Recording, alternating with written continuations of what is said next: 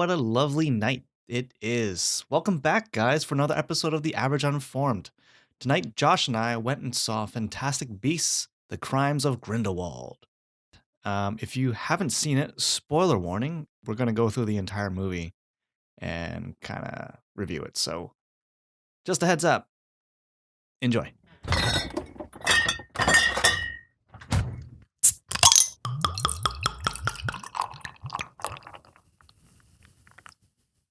Smells like a medieval fair. Oh, it's not that bad. Wait, this is your first sour beer?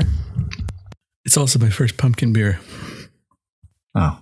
Yeah. That's upsetting. Have you tried the pumpkin spice latte from Starbucks? No, I don't really like hot drinks, so I don't. That's fair. I don't go after them. I tried it last year as a joke. Holy crap, it's good. Yeah. I would order it again, but not with people. Oh yeah. Yeah, we're recording. Okay. Yeah, so this week we're drinking a very special drink to go along with our podcast. Victor, I don't know if we've talked about it on the podcast, but you're an illustrator. I am. And this beer is from the Collective Arts Brewery in Hamilton, Ontario. Every season they do a call for art, and they pick, I think it's like 40 some artists, and they feature them on different cans, and each can is a different brew that they have. I don't know, maybe I feel like 44 is a bit much. I think maybe they don't all make it onto cans. Yeah, probably not, because I don't think they have 44 flavors. No, that'd be insane. It's like Baskin Robbins doesn't even have 44 flavors. It's like what? 31? 31, I think. Nice. Yeah. But what's funny about this can is I did one submission that I spent quite a bit of time on, and we are allowed 3 submissions. So I was like, I didn't want to just submit one. Oh, by the way, Victor's design is on the can. Oh yeah. Yeah. Yeah.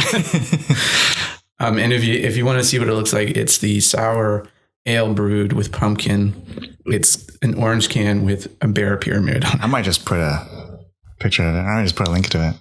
Yeah, that's true. Yeah. You can check it out. Sorry, I cut you off. Yeah, no, it's funny because I spent like, I don't know, I'd say like they don't specifically ask for original art for this stuff. They say like, hey, if you have some art that you are proud of, submit it and maybe we'll feature it. So I did the one, spent quite a bit of time just rejigging the artwork for it so it would fit the can. But then I thought, okay, I didn't want to just submit one of the 3 chances I have. So I did like a joke submission, and it's 6 bears stacked up like a pyramid, with the one on the top holding a rose and wearing a crown. Yeah. And that's the one that won. You like your husband. Yeah. I don't know what that says about my actual like serious submission. Yeah. Yeah, but I mean, art is subjective. I mean, you and I were in illustration together for a while before I dropped out to be in other things. Fancy animator. Yeah. But we had a class together. What was the one where it was like all the work was subjective and you had to like defend your art? I don't remember that. And there was a project near the beginning of the year where everyone was given an emotion and you had to paint a painting based on that emotion. Wow, I don't remember this at all. Well, yeah, because it's funny for me, like because so basically they gave you an emotion, and so I was like, okay, well, I ended up getting anger. And so I painted this like really angry like squiggle, and like it was a red line that kind of faded into orange, and like all these colors you would think like all these hot colors that go with anger, and that was it. Mm-hmm. And then we get to class to show them off, and everyone has drawn like literal pictures, like landscapes and like people and stuff like that. And I've done this like crappy little squiggle that took me like an hour to do, because I like spent time to be like, well, I shouldn't spend 10 minutes on this. Maybe I should attempt an hour or something. Anyway, I was kind of like really embarrassed about showing off my work, because it was like clear I didn't spend a lot of time on it, and like everyone else treated it very seriously and spent 4 or 5 hours on their work. And then so I had to present it, and so I got up there, and everyone was like, I love how simple it is. It's like you get it right away. It's just anger. And I was just like, yes, that was the intent. I did not misunderstand the project. But yeah, art is subjective, so you can get away with stuff like that. I want to get to the point where I'm so well known and loved that like I can literally just crap on a page. People would love it. Well, there's a guy I went to school with who went to OCAD for a few years, and he's telling about, because that OCAD, especially the Ontario College of Arts and Design, in Toronto, and that school especially is very much like you can paint or do whatever you want, but you just have to back it up. And there was like he just tells stories about how like he forgot to do a project and did it the night before, and as long as he could bullcrap his way through it, he'd get an A. But like he'd talk about like there was one girl who did a painting with her menstrual blood. Good. So I mean, you can get away with that at OCAD. I wonder if that develops like a really good skill for you to kind of almost sell your work. So, because that's half of it being a freelancer, right? You got to be able to sell the work that you create. You're making some faces over there. I really don't like this beer. No, I'm okay. I will drink it out of respect for the artist, but not the beer maker. Wouldn't the beer maker technically be the artist in this? No. Okay. Well, I give it a 5 out of 10. It is a little warm though, so that's probably part of the problem. We left it in the car for 2.5. I'd say 3 hours. Yeah, and it was in the car for 3 hours. But I was worried it was going to freeze solid, but apparently not. It's like you left it in a basement for a little bit. Whatever.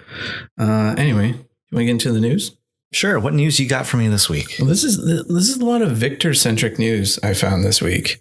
Did you know that there is a Devil May Cry series being made? Yes. Yeah. Heard about that right away. I was so pumped. It's the guys who did Castlevania. Like the one you won't stop talking about. I stopped. You're not talking about it now. So yeah, that's coming out. That's all I know about it. Do you want to talk about it some more? Or do you want to move on? I don't know what else. Like they haven't said anything about it, but the last anime that they did for Devil May Cry, they didn't. I'm trying to think. It takes place. It's just like one of his regular missions. Like he's a devil hunter. He takes on missions. Right. They're pretty episodic. Episodic.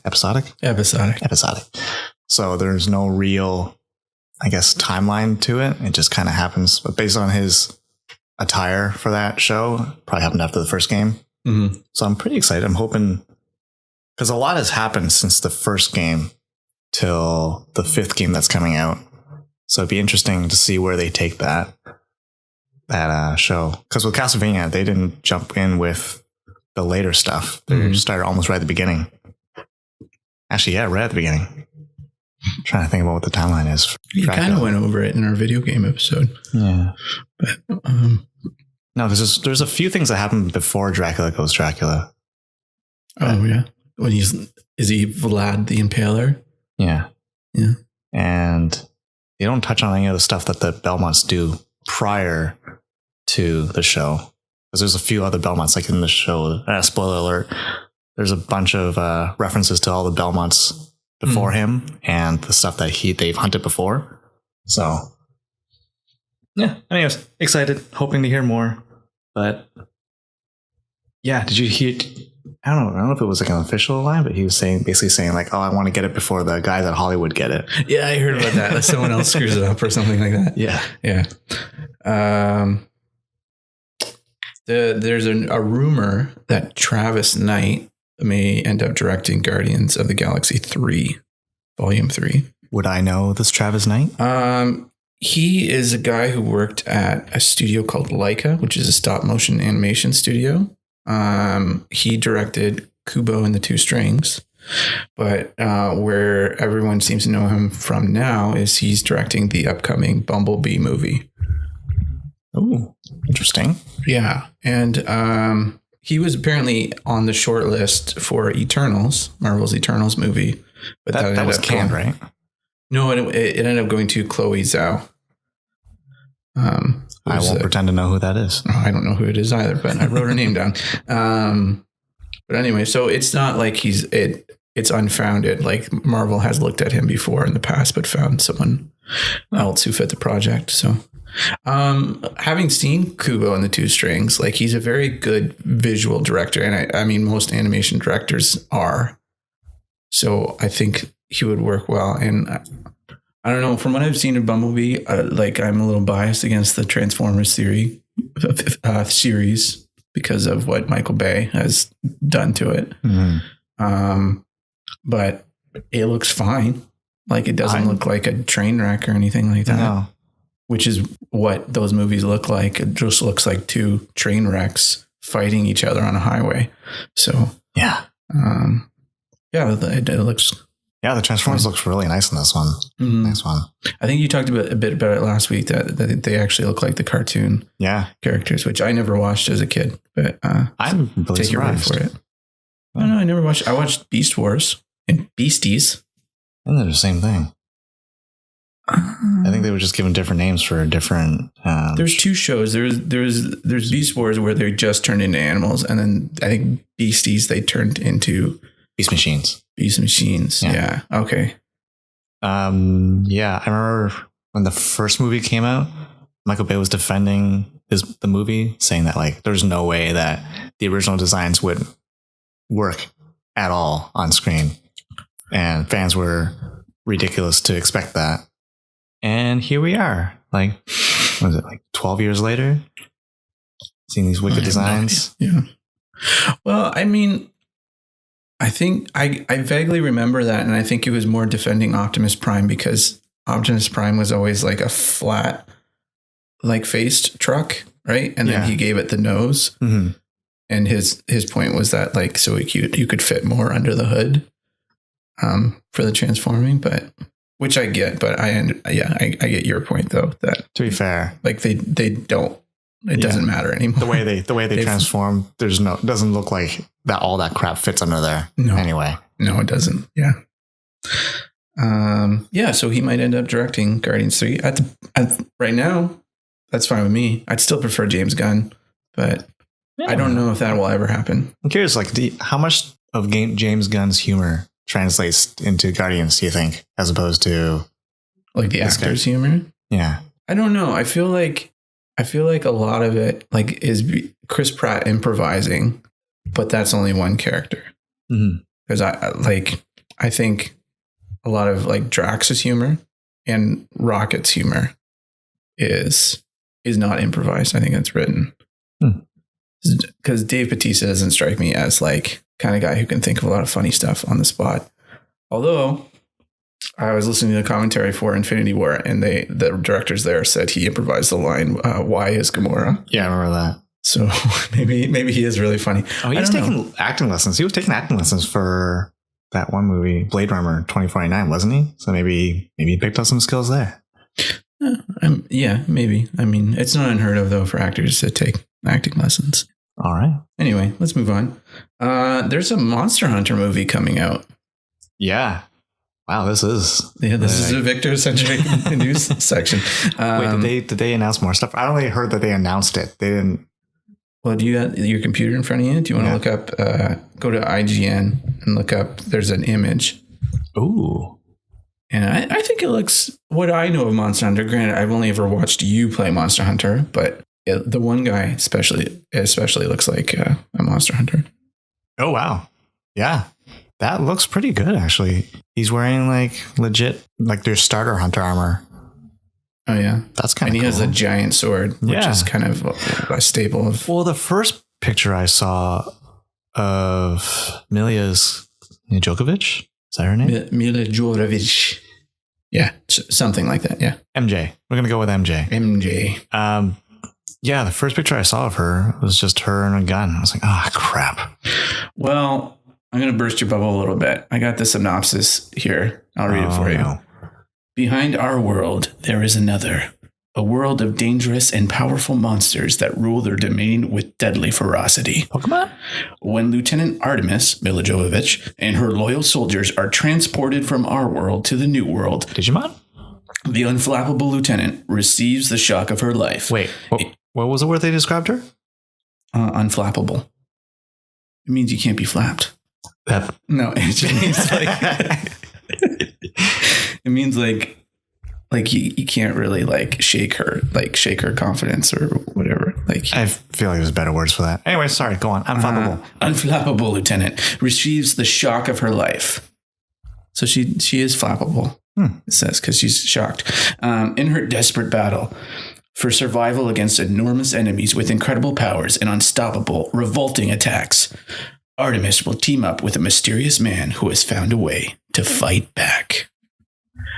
So this movie is written and directed by Paul W.S. Anderson, who is responsible for such movies as Resident Evil 2, the second one, Resident Evil Apocalypse, Resident Evil Awakening, Resident Evil Retribution, Resident Evil, the one where she kicks a dog, Resident Evil. That's the first one. Resident Evil. No. Leon's in this one. Resident Evil. All the Resident Evil movies. And what was the other one he did? Oh, Alien versus Predator. Oh, come on. You know what's terrible? What's that? A lot of the Resident Evil movies, like the creature designs, are very screen accurate. Mm-hmm. A lot of the costume designs too of some of the characters in the later movies. Really well done. But the story is terrible. And they're nothing like that. Oh no, I hope this isn't going to be the same. Well, I mean, to me, it sounds like it kind of is. The fact that they've made up a character for Milla Jovovich to play, and they do that old trend of, well, it can't just be in that world. We need to take people from our world and put them in that world. So it's more relatable. Yeah.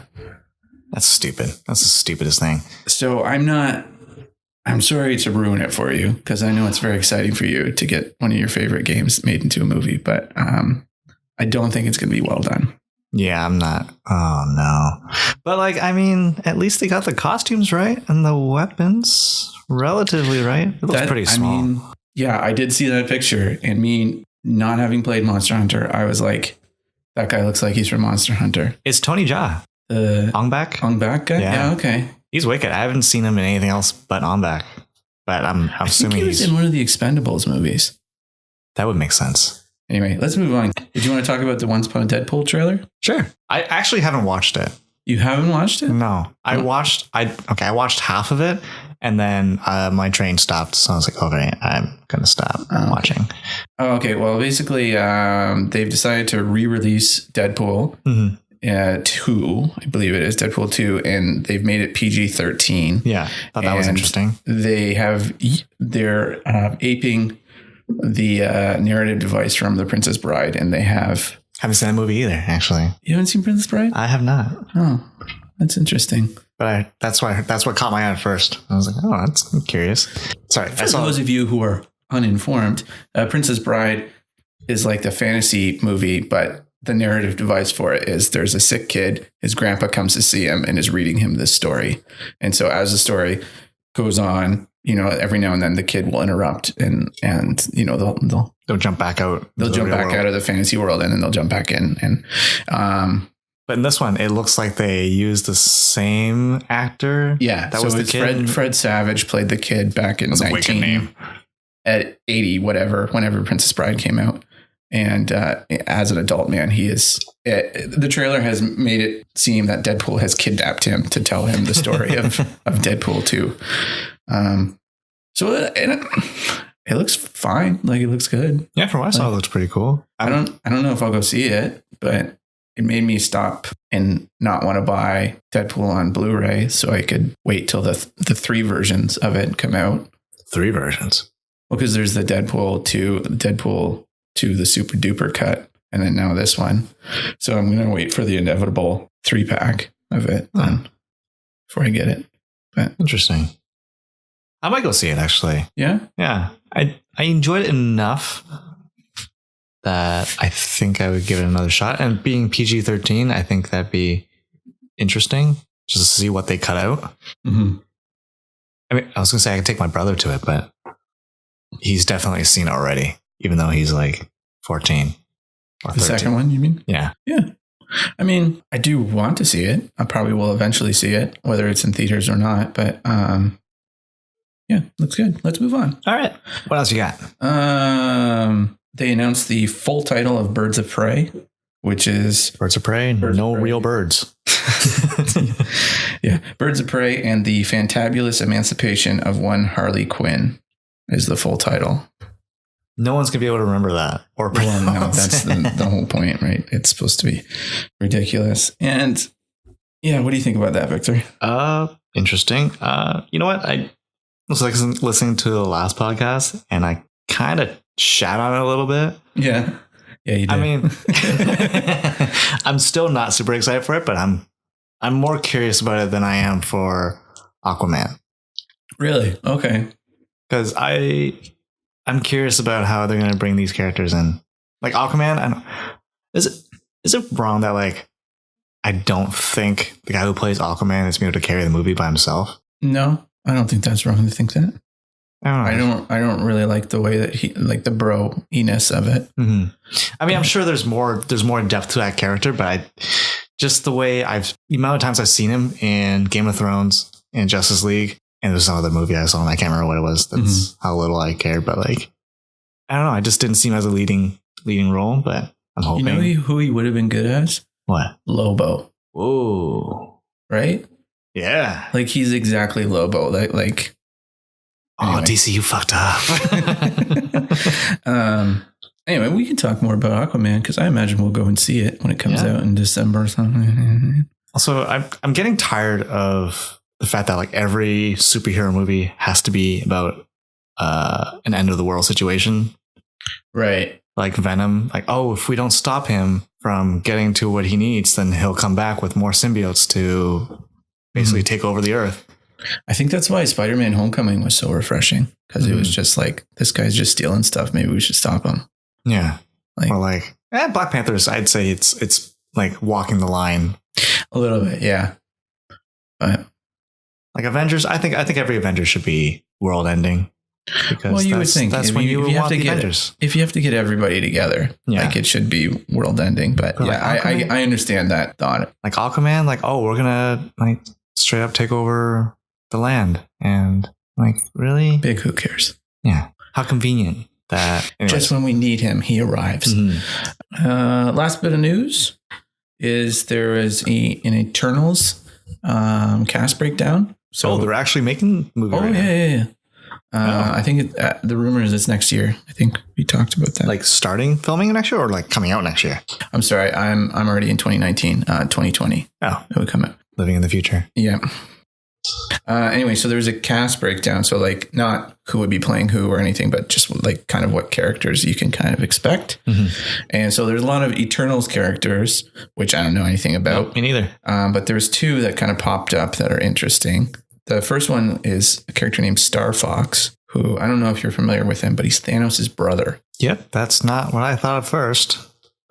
Yeah, and he's kind of like a ladies' man of sorts. He actually has a power where he makes it's kind of like Poison Ivy and Batman and Robin. Oh, so he's like female Poison Ivy, but purple? He's not purple. Dang it! He has a ridiculous haircut. It's like I don't know how to describe it. He's got like two antlers of hair, basically.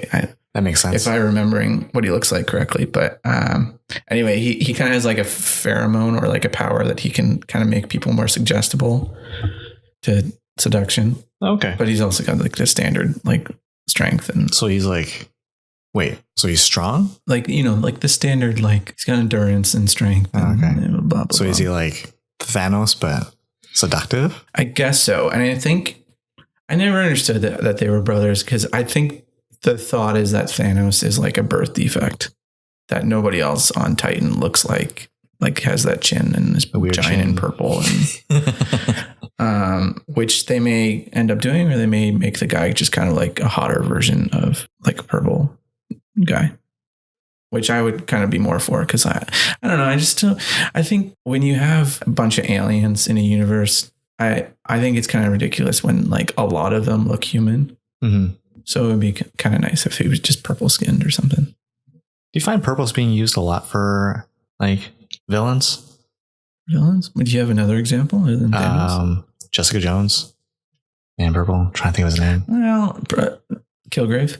Baron Zemo. Prowler. Well, there's a reason for that. There's an art reason for that. Because contrast with the blue, red, and yellow. Yeah, and so they would contrast most villains or either orange, purple, or green. Yeah. So if you look at 90% of Spider-Man's roster is green, right? Green and purple. Yeah. Ugh. So, I mean that's why like Watchmen, he purposely used those colors as heroes. So it's kind of like that's probably why it looks a little strange when you see them. Yeah. So that and so that your mind kind of subconsciously goes like, oh, these are not perfect humans. To be fair, if you were making your own super suit. Sorry, I actually have to see that movie still. What is it? Incredibles 2. Incredibles 2. Yeah. But you don't think, hey, you know what? Costume? I'm gonna go for green. I'm gonna go for yellow. I'm gonna go for. You don't have to keep drinking that beer. I keep putting it to my mouth thinking, I don't remember it being that bad. And then I sip it. And then I'm like, ugh. Anyway, I'm just going to cut off your thought about the super suit. There's another character that they said, they didn't mention a name, but they said he's basically a Greek god and he's the lead and he's really strong and blah, blah, blah, blah, blah. So most people are like, that's Hercules. That makes sense. What do you think about that? Are you familiar with Hercules? And the Marvel Hercules, I should say. Not at all. Not at all? Okay. I mean, I know he's shirtless a lot. Yeah. He's very hairy, very Greek looking. Talks to Thor. Yeah, which is interesting that I don't know how they're going to do it. I always thought that the way that they would introduce Hercules, if they ever did that, was just make him another Asgardian. Mm-hmm. And just introduce him as like kind of an equal to Thor. Yeah, just really strong and yeah. Without and a then hammer. just do the same kind of thing. Instead of going down and visiting the Norsemen, he would go and visit the Greeks, and so they thought of him as a god. Anyway, so those were the two. Oh yeah, and there's also a character named Karen. And is Karen like a? I think it's just supposed to be like the audience surrogate. I imagine they'll just use that. So it'd just be like a character from our world introduced into this fantastical world so that we can relate to the things that are happening. God damn it, Karen. Anyway, that's it for the news. I was expecting you to slam that notepad down. I put it down gently. What movie do we watch tonight? Speaking of fantastical things. We watched Fantastic Beasts, The Crimes of Grindelwald. Do you want to talk about what the Harry Potter franchise means to you, Victor? Before we get into it? All right. My knowledge is pretty limited. I read the first 3 books, got to the 4th one, saw the size of it, and said, no, I don't have time for this. I'm in grade 6. I have better things to do with my time. You were in grade 6 when that came out? I think so. I mean, it did come out in the late 90s, I want to say. Yeah. I don't know. I when I first read them, I read the first one when I was 11. And that's when, like, that's Harry's age in the first book. And so I was like, I'm like Harry Potter. like I extremely related to. I think I was in grade 7 when I read the first one. Okay, maybe it was grade 7. All right, whatever. Still, that's when thought. they kind of started getting popular. And then, I read I think only the first 4 were out by that point. Mm-hmm. So I read them all. I remember the 4th one came out as I was finishing 3. And I was like, wow, that's perfect timing. Mm-hmm. And then you're like, ugh. No, absolutely not. And I was like, all right, when the 5th one was coming out, I was like, all right, maybe I'll give 4 a chance. And I saw the 5th book and I was like, no, come on. Yeah. Harry Potter was very popular in our house for a while. Like it would be like we'd buy the book and then we'd share a copy between everyone. Well, my oldest brother, he didn't read them. He doesn't like reading at all. But my sister and my other brother and I would read them, and my mom. My mom loves reading whatever. Like you just give her any book and she reads it. Have you seen all the movies? Yep. How do they compare to the books? The first 2 are very much they try to adapt everything from the books. So there's like lots of little things that probably could have been cut out in them and stuff because they fill out a book, but they don't necessarily work for a movie. And then I think the third one was when they kind of, as the book started getting bigger, they're like, we can't fit all these all in the movie. And so it's like they cut out anything that doesn't involve Harry. That makes sense. So it's beautiful from the Harry's. Yeah. So it's only Harry's point of view. And I think they pretty much cut out anything that doesn't serve the main plot. When did they start breaking the movies or the books into 2 movies? Just the last one. Oh, yeah. Okay. Well, I don't know why I gave up after the 4th movie then. Because I was like, yay, at least if I didn't read the 4th book, at least I can watch it. Well, that's interesting. You give up at the 4th one because that's the one where it's like that, where it makes the heel turn into like, this is dark and now it's serious. Like that, the end of that book, spoilers, if you haven't read this franchise, has been out for like 15, 20 years, but it was your fault. That's when Voldemort returns and Harry sees another kid get murdered right in front of him. So that's like he grows up in that moment. And so that's when like the books start getting really dark. And I kind of thought Voldemort would have been more, I guess, threatening looking visually. He just looks like I don't know what to describe him as. He looks sick. Yeah. Like a cancer patient. With like, that had his nose kind of like taped over. Well, he didn't have a nose, right? He had like snake nostrils. No, but like, if I'm trying to think, the patients who have like, I guess, burns on their like face, so they kind of bandage them up and then they kind of bandage over them. But it looks like, that's kind of what it looks like because there's no definition where the nose is. Yeah, that's right. Yeah. I remember the first time I saw my like kind of chuckled to myself. Maybe that's a fake. Oh no, that's actually not his final form, right? Anyway, so I think it's safe to say you're kind of like a mild fan, and I was really into them, and not so much anymore. But I mean, I don't know. This movie was pretty good. Like I watched the first one for the first time last week. You mean Fantastic Beasts and Where to Find Them? Yes. Yeah. Apparently all in a suitcase. Yeah. And you want to talk about that movie briefly before we get into the movie of the week? Honestly, I don't remember it too much. But I remember I enjoyed it. And it was fun, right? Like, yeah. It reminded me of what Harry Potter 1 was like. Okay. In the fact that like you're curious about what's going to happen next, and you're interested in the main character, and the supporting characters were good, but they didn't. There's those 4 characters, the Newt and Jacob, the Muggle, or the can't spell. There's a part at this movie where someone lists off all the nicknames for Muggles, and one of them is can't spell, and I loved it. But anyway, Jacob, and then Queenie and Tina, yeah. So that was the 4. I really liked those 4, and then I really liked Colin Farrell as the like. I was surprised that he was in it. Yeah, I know he's really picky with his movies, but to see him in that, it's like, okay, all right, this is gonna be a good one then. Well, at the very least, he thought it was gonna be a good one. Because Colin Farrell is one of those actors, is like, even if it's a bad movie, he's great in it. But anyway, so he surprise turns into Johnny Depp at the end of the movie, or Grindelwald. Wow, I completely forgot about that. Yeah. But anyway, we both liked the first movie. It was fun. It was light, despite some of its darker themes. But yeah, overall, I'd 100%. I'd watch it again. Yeah. Okay. Yeah. Yeah. That was the second time I watched it. So yeah. There you go. So what did you think of this movie, The Crimes of Grindelwald? It was pretty good. Like I think it's the same thing as the first one, but they introduced everything that I liked about the first one back in, and they improved on it. But then they kind of took a dark turn with it a little bit with the. You don't drink it. Don't drink it.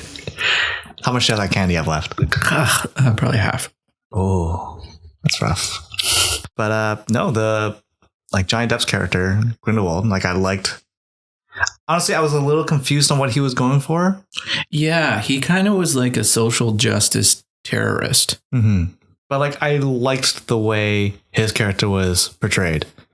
And crap, what was Urza Miller's character? Credence, yeah. I was very curious about where his character was going for a lot of that. Okay. So, but I wasn't expecting to care about those character stories when they introduced them and kind of brought them into the movie. But as the movie went on, I was, I didn't like this one as much. No. I mean, I didn't hate it.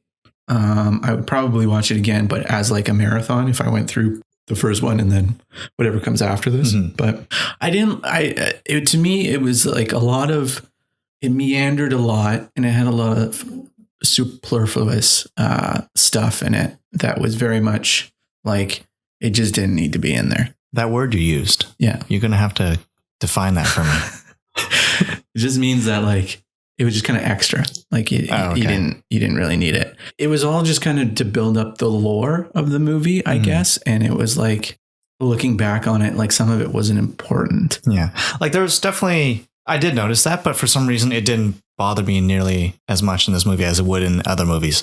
Like the way Grindelwald puppeteered Credence and is it Serafina? Nagini. Right? Or are you talking about which one? Newt's brother's fiance. Lita Lestrange. Lita. Yeah. Weird. You were so close. Yeah. No, I'm just looking at the cast list here, but like I can't tell if the pictures are the characters I'm thinking of. Oh, okay. Yeah, Lita, and kind of playing those characters along. I was like it was kind of strange. Like, you didn't really need to play them the way it did. I did like that, but I didn't realize that they were being strung along. Like, you know what I mean? Like, not even like, whoa, I didn't see that coming. It was just kind of like, was he stringing them along? Like, like they kind of went there on their own accord. Like it wasn't them. Like Credence, it's much more obvious. Like he sends out acolytes or whatever to like push him in certain directions and kill people who would give him comfort or whatever. You really only saw that once. Right. With a guy that was very clearly a bad guy from the moment he walked on screen. Did he show his face again after that point where they met? I think he was killed after that. Was he killed? I don't remember. No, he showed up at the end. Anyway, do you want to, before we're kind of bouncing around, do you want to go over the plot real quick? Yeah. Do you want to? I'll try my best. This is because again, just like how we're talking, this movie bounces around a lot. But so basically, Grindelwald is a criminal who was Colin Farrell's character in the first movie is now Johnny Depp. Two very good actors. Yeah, into one character. Yeah, and anyway, so Johnny Depp. Grindelwald, he's just a criminal. He escapes at the beginning from prison, and he has a plan that he's going to enact at the end of the movie. And Albus Dumbledore gets Newt Scamander, our main character, to go after basically Credence. Track him down. Track Grindelwald down, but he's also looking for Credence because everyone just wants to kill Credence. But for whatever reason, Dumbledore's like, hey, don't kill him. Yeah, save him because I think we can save him, and he does. You know, that's a good way to look at it. But anyway, so Newt they go to Paris to track him down, and chaos ensues. I don't know. Yeah, that's pretty much it. Yeah, there's all sorts of side plots and stuff that kind of crisscross with the main plot, but basically that's the simplest thing is. Oh, and Grindelwald for whatever reason, because Credence is something called an obscurus, which is a magic user that never used their magic, I guess. And so they suppressed it, and then it bursts out into devastating energy. Almost take on the magic form. Yeah, he turns into a black cloud, basically, and he can destroy buildings. Like a swarm of bugs. Yeah. Tiny. That's what it reminds me of. So Grindelwald wants him because he's really powerful, I guess. I think that's his plan. He doesn't ever really reveal why he wants him, but that's all we know is he wants him. Well, he kind of touches on it. He wants him he thinks he's the only guy that can take out Dumbledore. Right. That's right. You're right. So Grindelwald and Dumbledore, they are two guys. I'm pretty sure they used to be lovers. Like I said that as a joke to you, but I'm pretty sure that was that's kind of what I thought about when they first showed it. Yeah. Like their history when he looked into that mirror. I can't remember what that mirror is called. It's the Mirror of Eristat? I can't. I don't know. It's like a Latin word I never learned to Anyways, pronounce. it shows him and it's if you're not unfamiliar, it's a mirror that shows you what your heart desires most. So when Harry Potter looks into it in the first movie, he sees his parents because his parents were murdered when he was a kid. And he never. It shows him with his parents. That's right. Yeah. Mm-hmm. But in this one, it almost shows it doesn't do that. It shows almost like the past. Yeah. It shows him and Grindelwald when they were younger, making a blood pact. Yeah. Which you don't find out until the end that it's a pact that they will never fight each other. Is that it? I guess so. And Which is a weird thing to make a pact about. Yeah. Imagine if you made that with someone. It's like, wait. Well, we'll never fight each other. Well, let's rub our blood together. Like that. Like, all right, I get that. Like that's part of the I guess ritual or the spell. Mm-hmm. But why are you starting this? Are you plotting something that would annoy me? That I would want to fight you? Yeah. Right. Like it's just like well, you and I disagree on a few things, but I really like you. Just in case. Yeah, something's coming. Let's rub our blood together. I don't know where I was going with that, but So anyway, the thing I loved about the first movie was the Fantastic Beasts, and there's not as much of those in here. What I mean by that is like Newt doesn't use them as an alternative to magic as much as he did in the first movie, which I really liked in the first movie. They kind of. It almost puts him into almost like a Pokemaster position where he goes around and he not necessarily captures monsters, but like he collects them. Yeah. And something I really noticed in this movie more than the first one was, and I don't mean this as a derogatory thing, I'm pretty sure Newt has Asperger's. Actually, because I know we talked about it last week and kind of made fun of how wrong they got it in The Predator, but he barely makes eye contact with people, doesn't like to be touched. He's very good in one specific field, which is kind of usually what ends up happening. People with Asperger's, but next evolution, human. The Predator is going to hunt them down. Actually, the beginning of the movie where he's talking to Lita, and you kind of like when they're talking to each other, you get the character that they're talking to is talking directly to the camera. So their face, you can almost see it from their perspective. So like the person they're talking to, they fill up the whole screen. Right. They're looking right at you. Did you find that weird and awkward? No, I mean, it's supposed to be like it because usually you would use that. It's supposed to be more dreamlike when you do stuff like that. Like I kind of thought about it like you can tell he was awkward in that situation. And I thought maybe the way they filmed it was like, oh, this is awkward. So this is the way we're going to do it. And I thought I conveyed it pretty well, but they didn't use that again.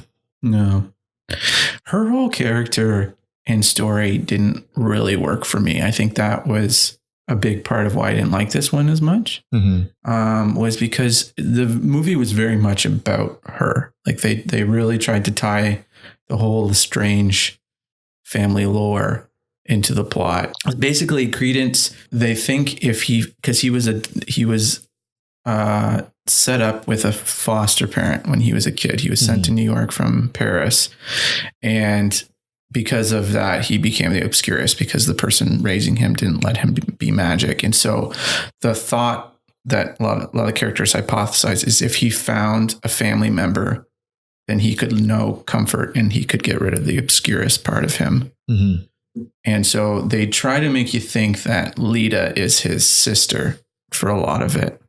And there's a whole family dynamic that they kind of use as a twist at the end where, and again, it doesn't really work as a twist, not because I didn't see it coming or whatever, but it's because it wasn't set up properly. Yeah, it wasn't believable.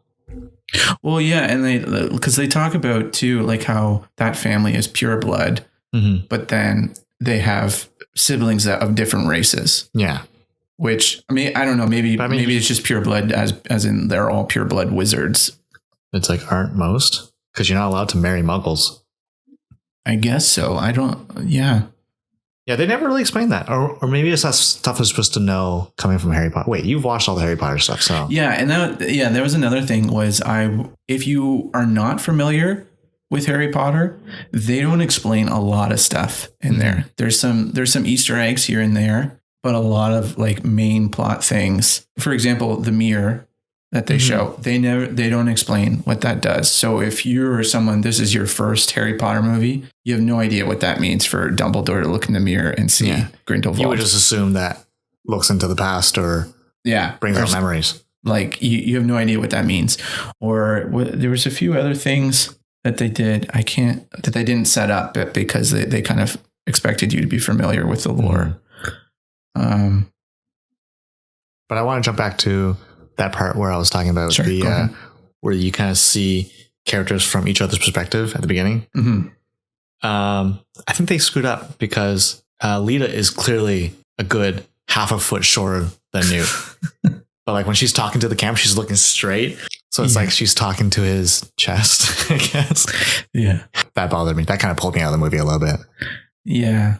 And there's a part in the movie too, like it's very much, it's written like how a book would be written, which I mean, doesn't surprise me because J.K. Rowling wrote the screenplay for this as well. Like there's a part in it where they visit Hogwarts to visit Dumbledore, who is teaching the class, and Lita comes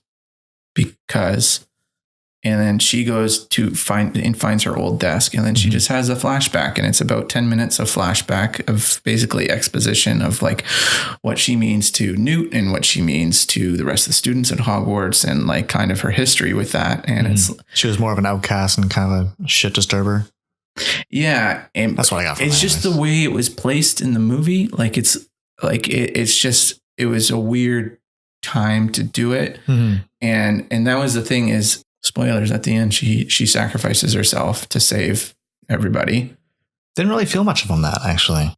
That's my point, is that you don't feel it because like she should have been one of the main characters, but she's not as in it as much. Like they didn't build her up enough.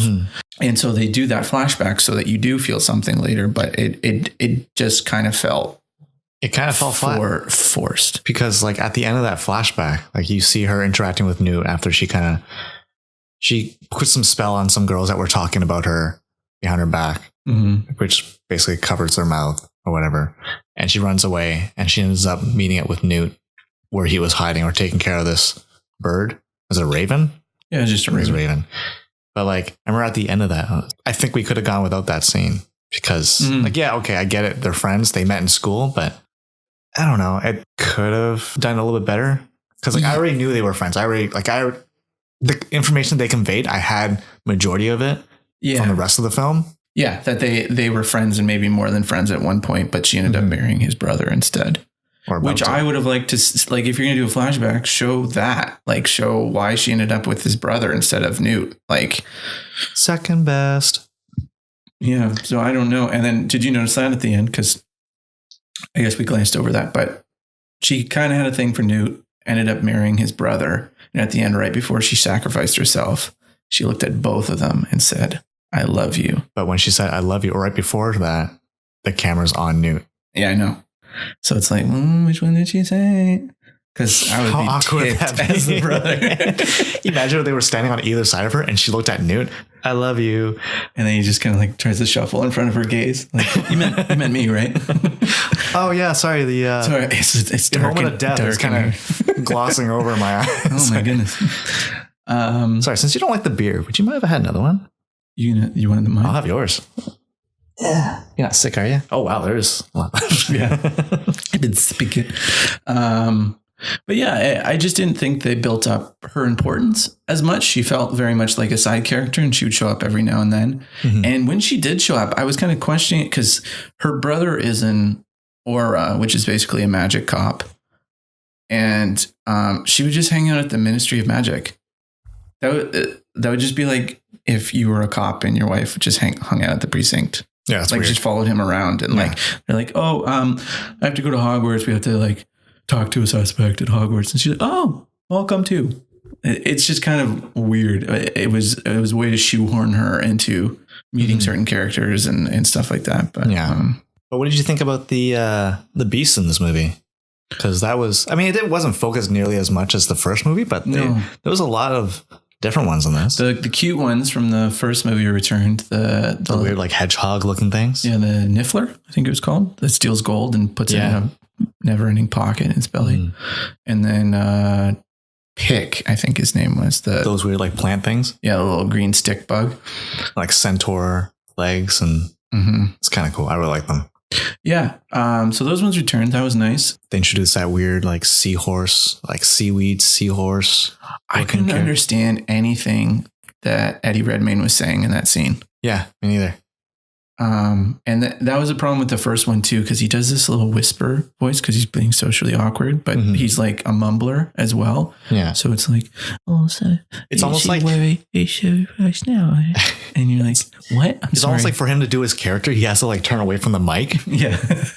just put a mic right into his collar so you can just turn into it. Really talking into it. Imagine like how annoying that'd be as like a sound guy trying to hold the boom and just like, dang it, stop moving your mouth. He's like, we're gonna have the ADR all of this. None of this is usable. Wait, ADR after additional dialogue recording. Okay. Well, that was close. Yeah.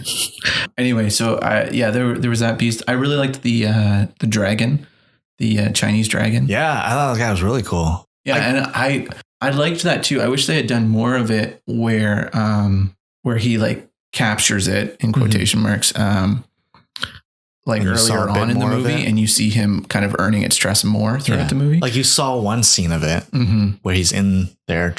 Actually, yeah, he in that one scene where he's kind of gaining his trust by taking the chains off of him.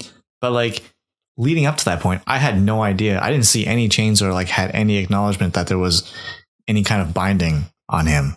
Oh, I saw them. Oh, yeah. Okay. I just wasn't paying attention, but like, I was kind of hoping that I was wishing that they would kind of put more emphasis on like, okay, this is a creature that was enslaved for a circus or a performance. Yeah. And like that, the whole circus scene, I mean, it did introduce some characters and that beast and stuff like that, and it introduced a plot point, but the whole thing, like, it just didn't feel necessary, even though it introduced all this stuff. But like, I just felt like they could have done that differently. Like, I don't know. They just seemed like they spent a lot of time on it.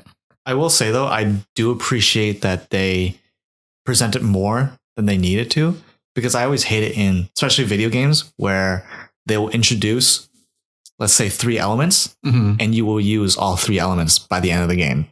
Whereas this movie, they introduced like maybe 5 different beasts, and they only really used one of them, which is kind of cool. And then you're building the world too, and it's not just, oh, how convenient that this circus had everything that I needed for this to pan out well for me. Yeah, like that lagoon-looking monster, the Kappa. Is that what it's called? It was a Japanese water demon or something. Yeah, thought that was really cool. I was hoping they would expand that, or like the those weird little dragons that they had that shot fire from their little Charizards, tails. I call them. Yeah, I don't know. I thought those were pretty cool, but yeah, I guess so. There was a character, the girl Nagini, the Credence's girlfriend. Yeah, she. I don't know if you recognize the name, but that's Voldemort's snake. And I was wondering about that. Because when they emphasized snake, I was like, there was a snake in the Harry Potter movies, right? I wonder if... Yeah. And so that's her connection to it. So I wonder how these movies are going to end. I wonder if Tom Riddle or Voldemort will show up by the end of the last movie. That snake character is played by Claudia Kim, who I thought looked very familiar. And it's because she was in Avengers Age of Ultron. She was the Doctor. Oh, Cho. Helena Cho? Sure, let's go with that. Margaret Cho? No, Margaret Cho is a comedian. Dr. Helen Cho. You're pretty close. Yeah, pretty close. Yeah, she did look familiar. I recognize the name, so that must be where I saw it before. But yeah, unless you've seen Dark Tower, Monster, Marco Polo, 7th Grade Civil Servant. That's weird. Anyways. Yeah, but again, to me, it's just a very bulky movie. It has a lot of stuff in it that doesn't need to be in it. Like there's the whole character of Nicholas Flamel at the end, the really old guy. Yeah. And the alchemist. Yeah. He was the one who created the Philosopher's Stone for the first movie. the first Harry Potter movie. Oh, then. They even see the Philosopher's Stone at one point. He opens a cupboard and it's sitting in there. Oh, the red thing? Yeah. I thought there was some significance to that. And like the whole thing is he ends up calling somebody when he has a literal phone book where he can just talk to people through paintings, and they tell him to go to where the climax of the movie is. And he shows up for 2 minutes at the end and doesn't really do anything other than say, hey, everyone, let's do this spell together. And then you don't see him again. If it was me, you cut him out of the movie. He doesn't need to be in it. I get that it's like a fun Easter egg for people, but doesn't need to be in the movie. Mm-hmm. The whole thing when Jacob and Queenie show up at Newt's place in London, and she's enchanted him into getting engaged or something like that. Why do you need that? Yeah. Come on, look at him. Look at her. Yeah. 100%. That's going to work out. You don't need no enchantment. Well, yeah, it's just like a whole thing. Like it just felt forced to get them to argue so that she would take off. Whereas like it would make more sense if like Jacob just showed up and he was like, hey, Newt. And he's like, whoa, you remember me? And they can do that whole thing. But he's just like, I had a fight with Queenie. I thought she was here. Mm-hmm. And there you go. Like, but then I really like his character. Yeah, Jacob is great. Mm-hmm. He's probably my favorite character in these movies. Like he's just, I don't know, like he's really relatable, and like he doesn't do anything stupid. No, and yeah, like you wouldn't be watching him do something like, that's a stupid move. I wouldn't do that. That's a stupid character. Which would be very easy to lean on that, right? Because he's like, well, he doesn't understand how things work. Make him touch the thing that you shouldn't touch or whatever, or whatever. But yeah, Jacob is probably the best. Do you want to talk the climax of the movie?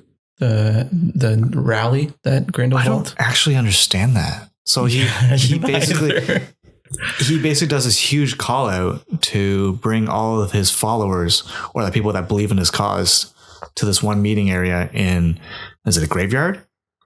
Yeah, it's in a graveyard. Like a catacombs? Yeah. It looks like a friggin' gladiator battle arena, a little bit smaller. And Ministry of Magic shows up and they're like, don't start firing your guns because people already don't like us. Yeah. Like this is a powder keg and the fuse is right there. We all have matches. Like just keep it to yourself. Like, but yeah. And then of course when some guy just kills some chick. Yeah. Like did she not even like stupefy or anything? Like he does the green, which means he killed her. Oh, is that what it is? Yeah. Oh, wow. Okay. So if you see green light for a spell, and that was another thing. They didn't explain that. If you're not familiar with Harry Potter, a green spell means he killed them. Gotcha. Avada Kedavra, I think is what it is. Oh, wow. So all of it is just coming back. Avocado? Cadabra? Yeah, that's what it is. It's avocado.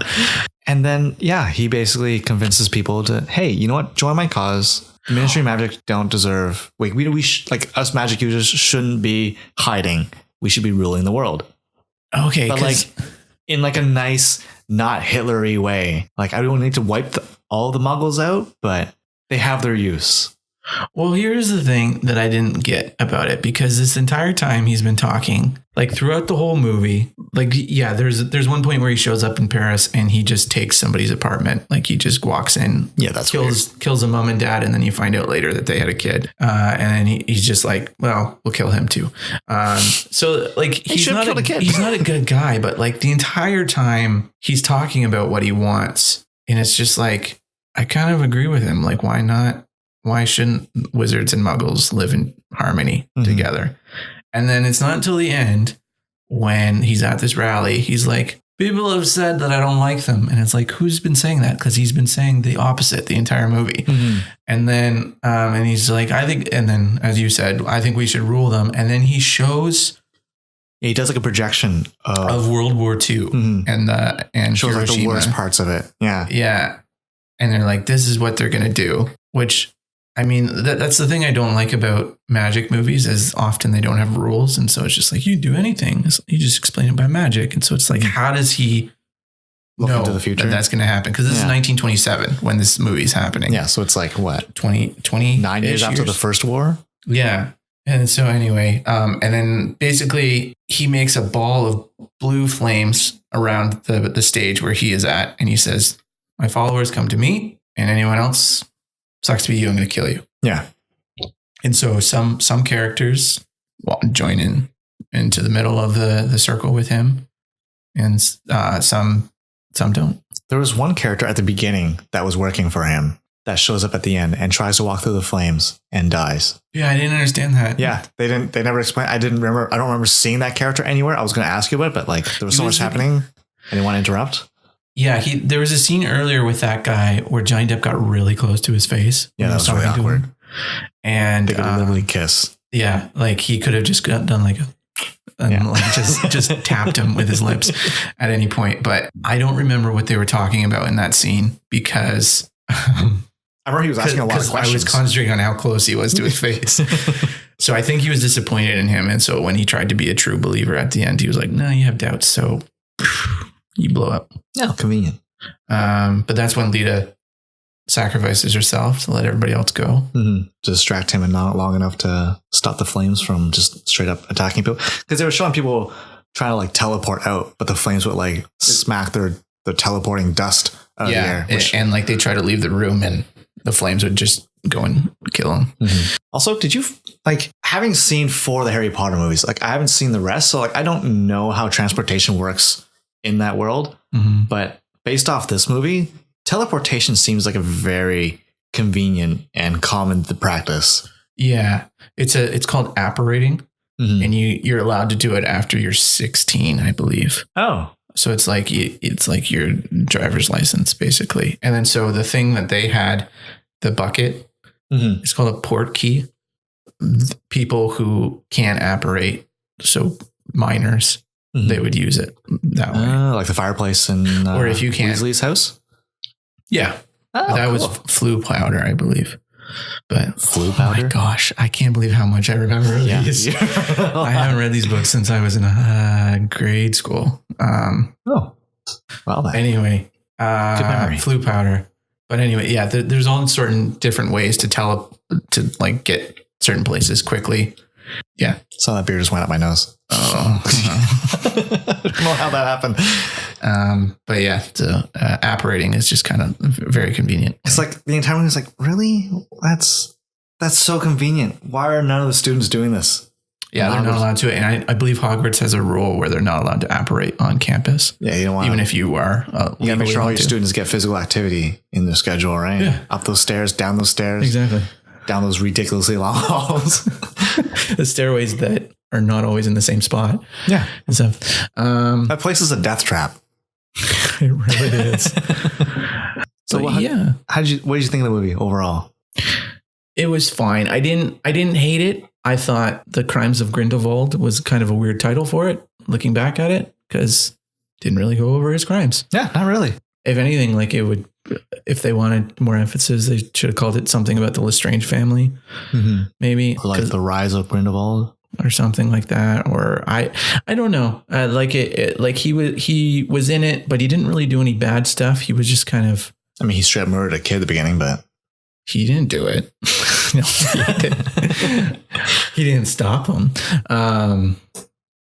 But yeah, he didn't commit multiple crimes, or you know what I mean? Like it wasn't like he was on a spree or anything throughout the movie. It was he was in Paris and he was going to have a rally, and at the end he has a rally. And then he murders a bunch of people that don't agree with him. Yeah. So, yeah, it's kind of not... It's a misnomer. Not really, yeah, it's kind of inaccurate for a title. Yeah, it was fine, but like, yeah, it's very much like the first 2 Harry Potter movies where it just feels like they had a book and they just crammed everything that happened into the movie, even though they didn't have a book. But I was totally expecting this movie to be like not a stand-up, but like not to be a cliffhanger at the end. Yeah, I guess not. But yeah, I like it. It hasn't turned me off. I would watch another one from this. I like Newt. I like Jacob still. And Jude Law is Dumbledore. Yeah, do you want to talk about him real quick before we wrap up? I was trying to figure out who he was for majority of the movie, and at the end, like the last scene with him, I was like, "Is that Jude Law?" I should have just asked you. But yeah. I was surprised. I liked him. Yeah. I mean, Jude Law is charming as heck. So yeah. I can't think of a bad movie that Jude Law has been that I watched. Yeah. Okay. Because there are bad movies with Jude Law in it, but maybe I only pick good movies with Jude Law. Yeah. But when I see the name, I'm like, oh, this is gonna be a good movie. Ooh, Jude Law. J-Law. Yeah, I liked him a lot. Isn't that Jennifer Lawrence too? Yeah. Okay. When people started referring to Jennifer Lawrence as J-Law, I always thought Jude Law first. It must have been confusing for you. He was. I was just like, he has a sex scene with Chris Pratt? What? Nice. I gotta see this movie. But yeah, I liked it fine. It's just a lot. I needed, I think J.K. Rowling is kind of becoming George Lucas a little bit, in that she needs somebody to collaborate with who will say, I think that's a little bit too much. Maybe we should cut this back a little bit, or, just someone to bounce ideas off of. Streamline the vision a little bit, so you're not off track. Exactly. Yeah. But Agreed. Otherwise, like it's like everything in it was interesting, but it was just, some points there's too much. And then there's other points where I'd be like, I kind of wanted more of that so that the payoff would feel better and stuff like that. But yeah, I think I felt pretty much the same. I might have liked the bill a bit more for just like the villain side of the things, but yeah, for the most part, there's definitely a lot of filler and a lot of things that could have been cut out. Yeah. But how long was the movie, you think? We were in it for 2 hours, maybe. Let me see if there's a runtime for this movie. Are you on IMDb? Yeah. It's usually up at the top. At the top. 2 hours and 14 minutes. It didn't really feel like 2 hours and 14 minutes. Well, we skipped the credits. Usually they count the credits. So that'd be like 8 minutes. Even 2 hours didn't feel like 2 hours. It felt like an hour and it felt like 2 hours to me. Yeah? Yeah. It felt very long to me. Like I don't know. That's one thing I thought about this movie. Like it was definitely, I noticed there was a lot of crap that didn't need to be in it, but it never felt like a like movie. Whereas like I tell you all the time, but like Dark Knight, it feels like a long movie. Like halfway through, like I've only made it through that movie maybe twice of the 4 or 5 times I've watched it. But like, I don't know, the pace, I thought there was enough interest in this movie that like the pacing didn't bother me, but like maybe watching a second time it would. I liked it. If you I would say if you're really into Harry Potter, you will probably like this movie. But I mean, if you're a fan of Harry Potter, you probably have seen this. And if you're not, well, you never know. People may be on the fence. But holy crap, this is a huge spoiler cast for it. Yeah, no kidding. If you're looking for a recommendation, 100% for me. Yeah, I don't know. I would. If you're only mildly interested in them, I would maybe wait till Blu-ray or Netflix or something. But like, if you really like Harry Potter or were wondering whether to see it or not, maybe you should check it out. I don't know. Well, thanks for listening, guys. If you have a question for the show or a comment, you can reach us at theaverageuninformed@gmail.com. Is it The Average Uninformed? I think it's just Average Uninformed. I should check that out. We had this issue last time. I didn't check last time. And also next week, I don't know what we'll do. There's rumor that there's going to be an Avengers trailer this weekend. So if there is, we'll definitely talk about that. But otherwise, who knows? Yeah. Also, this episode being number 7 should have 100% been a James Bond episode. But the way it was set up, couldn't not do Fantastic Beasts. Well, yeah, we meant to do Fantastic Beasts last week, but scheduling we couldn't get to see it on time. So, but whatever. Hope you enjoyed it. But anyways, thanks for listening. And next time, see you next time. Yeah. Or listen to you next time. Talk to you next time. Thanks for listening. Bye. Bye-bye.